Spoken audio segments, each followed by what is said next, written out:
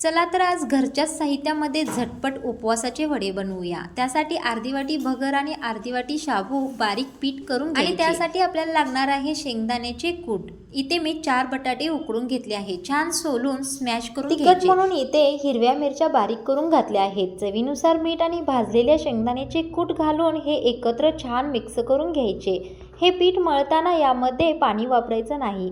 याचे छानसे छोटे छोटे वडे तयार करून घ्यायचे। 4 बटाट्यांमध्ये येथे 7 मोठे वडे आणि एक छोटा वडा तयार झाला आहे। यासाठी पीठ तयार करण्यासाठी भगर आणि शाबूचे पीठ बारीक चाळून घ्यायचे। त्यामध्ये चवीनुसार तिखट मीठ घालून छान मिक्स करून घ्यायचे आणि ते वडे यामध्ये बुडवून तेलामध्ये सोडायचे। एकच काळजी घ्यावी, हे वडे तळताना गॅस मंद छान मागे पुढे करत खरपूस हे वडे भाजावे। असे करत सर्वच वडे भाजून घ्यावे। या वड्यांसोबत खाण्यासाठी मिरच्या मधून कापून यावर मीठ टाकून तेलामध्ये तळून घ्याव्या। या वड्यासोबत खूप छान लागतात।